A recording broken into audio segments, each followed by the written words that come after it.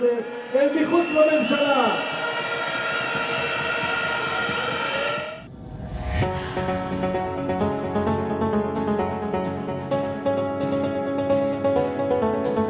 Israel mengalami kelumpuhan total akibat ratusan ribu warga yang melakukan unjuk rasa hingga jalan di ibu kota Israel diblokir.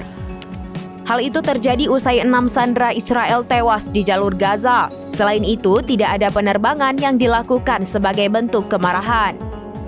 Dikutip dari Tribunnews.com, sekira 1,5 juta warga turun ke jalan pada Senin 2 September. Demo tersebar di beberapa kota di Israel dan berpusat di Tel Aviv. Pengunjuk rasa menuntut kesepakatan gencatan senjata dengan Hamas.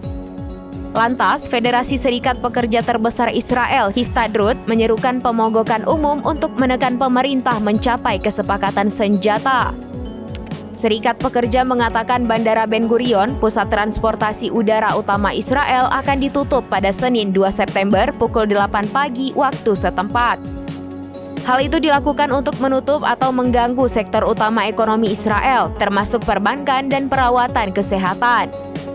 Jerusalem Post menulis para pengunjuk rasa juga memblokir jalan utara nomor 2. Al Jazeera juga melaporkan layanan kota di Tel Aviv akan ditutup selama hari Senin ini. Asosiasi Produsen Israel menyatakan pihaknya mendukung pemogokan tersebut.